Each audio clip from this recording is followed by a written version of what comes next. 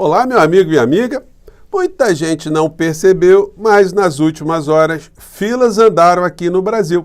Isso mesmo, filas no plural, para desespero de muitos criminosos que fizeram tanto mal contra o povo brasileiro. Ontem, no nosso último encontro, eu mostrei aqui para vocês um placar parcial de 7-0 contra pretensões que beneficiariam o ex-presidente da República, o inelegível, de uma eventual prisão e também neutralizando o inquérito do dia 8 de janeiro. Pois bem, isso tudo fracassou. E nessa manhã de sábado, quando a gente vê o que aconteceu no fechamento da votação ontem, nessa sexta-feira, a gente vê um placar de 10-0 contra o inelegível. Isso sinaliza muitas coisas, porque dentre os votantes existem ali dois ministros que sempre foram alinhados com a figura do inelegível, do ex-presidente da República. No Rio de Janeiro também, uma notícia muito preocupante para os bolsonaristas em termos de terem um governador raiz à frente de um estado importante como o Rio de Janeiro. O governador atual, Cláudio Castro, está com a batata muito torrada e o julgamento ontem da permanência dele aqui no Rio de Janeiro ou não foi suspenso ontem, mas a fila está andando, deu uma andada e, no caso dele, uma andada muito ruim para ele, né? Bom, vou conversar com vocês sobre o que está acontecendo, mas antes de mais nada, quero te dar as boas-vindas aqui no nosso Portal do José. E se você está chegando agora, conheça também os nossos outros vídeos. Se você gostar, compartilhe e recomende. Não se esqueça, dê o seu joinha, mande seu comentário aqui no nosso portal, que são preciosos. E se puder, se inscreva também no nosso clube de membros. Você aqui, como eu já disse, é muito bem-vindo e muito bem-vinda. Bom, vamos abrir aqui o nosso papo aqui com a notícia dessa manhã de sábado, né? STF nega por unanimidade salvo-conduto contra a prisão de Bolsonaro. O STF negou por unanimidade um pedido de salvo-conduto para evitar uma eventual prisão do ex-presidente Jair Bolsonaro por tentativa de golpe de Estado. Então, gente, isso não é nada legal, né? Para quem está com a espada sobre a sua cabeça, né? Além de blindagem preventiva, Djalma Lacerda também queria o fim das investigações sobre a tentativa de golpe de Estado, né? Então, fracassou e agora os sinais aí ficam bem claros, né? Que mesmo os ministros alinhados com Bolsonaro estão vendo ali que diante das evidências, diante daquilo que chegam até os autos, que são colocados nos autos para eles analisarem, são situações irrefutáveis, né? Como outras aqui que eu vou conversar com vocês ao longo do nosso papo aqui.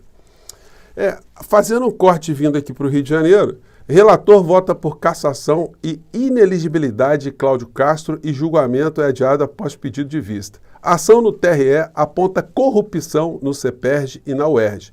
Em seu voto, o relator Peterson Barroso Simão também condenou o vice, Tiago Pampolha, e o vice-presidente da Alerj, Rodrigo Bacelar. Julgamento recomeça nesse 23 de maio. Gente, é um escândalo cabeludo.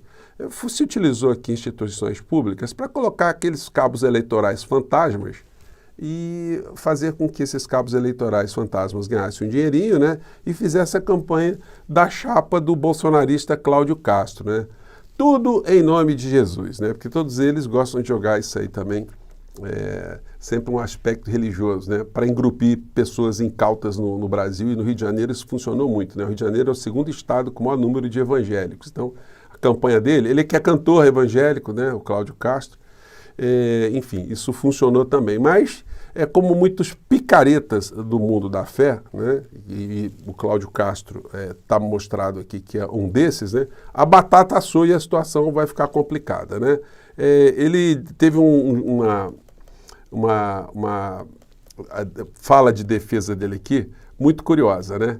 Que é o seguinte, o advogado dele disse: é importante ressaltar mais uma vez que as suspeitas de irregularidade, não é suspeita de irregularidade, as irregularidades estão provadas, as pessoas receberam grana sem trabalhar, todo mundo cabidão de emprego gigantesco, ocorreram antes do processo eleitoral. Assim que tomou conhecimento das denúncias, o governador ordenou a suspensão de pagamentos e contratações realizadas pelos projetos ligados à Fundação CEPERJ e logo depois determinou a extinção deles, informou a defesa do governador. Olha só, não é que ele tomou conhecimento, ele estava se beneficiando do esquema. O problema foi quando o crime se tornou conhecido através de denúncia, através da imprensa. Aí vai fazer o quê? Vai manter o crime em ação? Então, gente, não tem escapatória para a criatura, tá? Esse aí, olha, e quem promoveu a ação, além da chapa do Marcelo Freixo, na época, né, candidato a governador, foi o Ministério Público Eleitoral. Os promotores ali estabeleceram ali uma denúncia muito consistente, né? Então vai ficar ruim aí para o cidadão, como vocês podem ver, filas deram andada, né?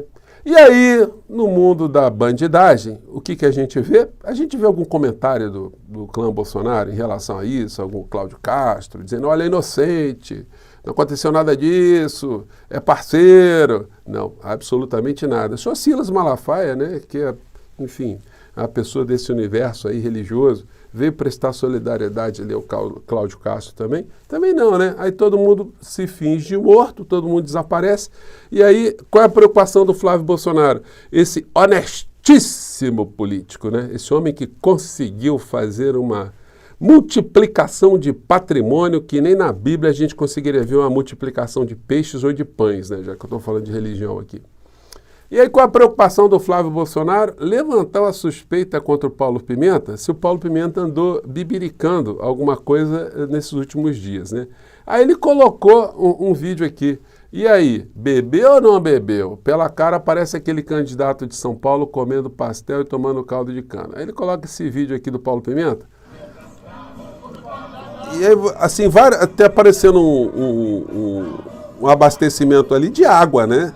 Porque no comecinho aqui, eu reparei agora, tem uma, eu não sei se está dando para vocês verem, tem uma torneirinha, tem uma mangueirinha azul, né? Está sendo jogada ali, né? Eu acho que o Paulo Pimenta vai falar uma coisa de água aqui, deixa eu ver. Ele fala alguma coisa de água assim. E aí, enfim, todo mundo ali beberica esse líquido branco, né? Ele está provando ali. Provavelmente, gente, vou dar um chute aqui, tá? É uma água proveniente desses filtros que foram lá para o Rio Grande do Sul, tá? Que tem uma mangueirinha azul dessa na ponta. São águas que entram, né? Águas que estão com algum tipo de poluição.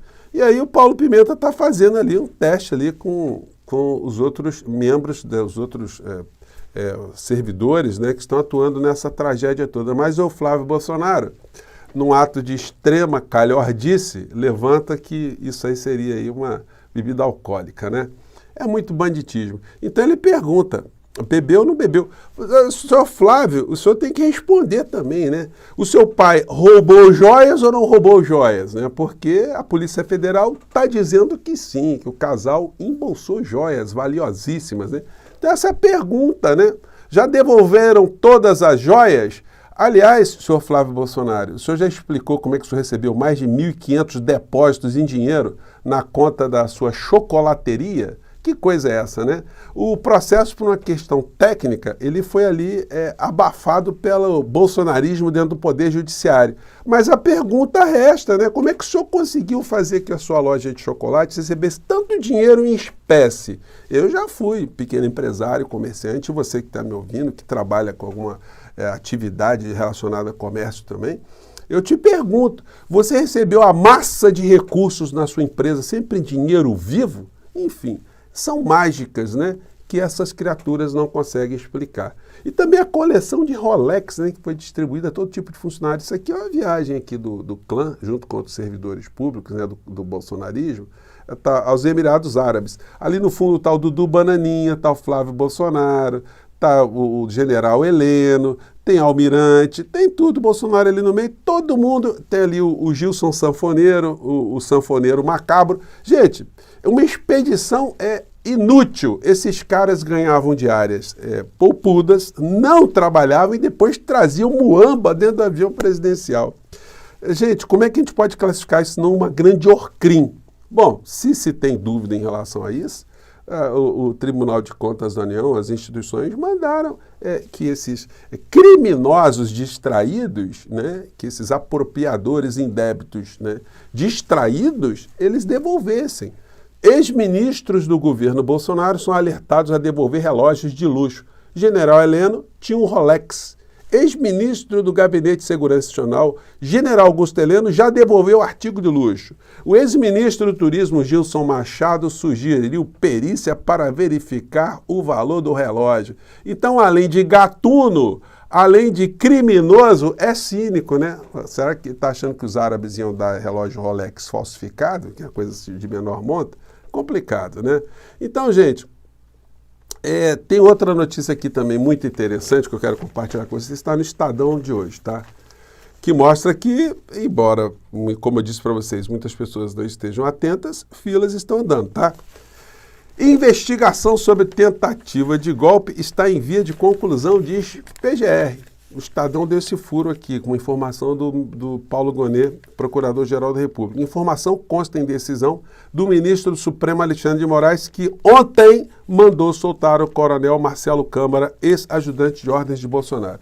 Gente, muita gente fala assim, o Alexandre de Moraes está flexibilizando, ele soltou um aqui, soltou outro aqui. Gente, não significa que essas figuras que não estejam mais em prisão preventiva, que eles serão inocentados. O processo vai ser julgado, o processo vai ser decretada. No final, é prisão de muitas dessas criaturas. E quem já ficou um tempo preso, simplesmente terá o benefício de descontar esse tempo que ficou preso na sentença futura. Isso não significa que essas pessoas estarão livres, não, né? Como eu tenho dito a vocês aqui, muitas vezes a gente tem algum grau de ansiedade, né? Mas a ansiedade, gente, é a nossa impotência de controlar o futuro. Eu, abrindo aqui um parênteses aqui com vocês nesse final do nosso encontro, eu abri muito o nosso portal aqui por conta de uma ansiedade também que eu tinha, né? De ver as coisas que estavam acontecendo aqui no Brasil quando o Bolsonaro ganhou as eleições e da insanidade que eu estava vendo, já atingia a mim, no meu estabelecimento comercial, nas faculdades que eu dava aula. Eu comecei a ver uma gente muito estranha falando coisas muito esquisitas. Eu falei, tem que conversar sobre isso, né? E uma das formas de combater a ansiedade é você escrever, é você se comunicar. Aqui no nosso espaço, dá para a gente fazer um pouco esse exercício, né? Você mandar o seu comentário, você desabafar aqui, você no chat, conversar com outras pessoas, enfim, você compartimentaliza o seu momento de ansiedade. Até o próximo encontro, aí entre uma situação e outra, você se distrai, você vai caminhar, você respire, você procure afastar esses pensamentos assim que te causam ansiedades, né, de acelerar logo o futuro, porque essa ansiedade, meu amigo, preste bem atenção, quem tem essa ansiedade de uma maneira muito profunda na alma e sabe que vai entrar pelo cano, são esses criminosos todos. Você tem que aproveitar o seu dia e ter muita calma nessa hora, tá? Não fique aflito, as filas estão andando e quem tem que estar no desespero são os criminosos e não você, tá legal? Um grande abraço, mais tarde a gente volta, tá bom? Tchau!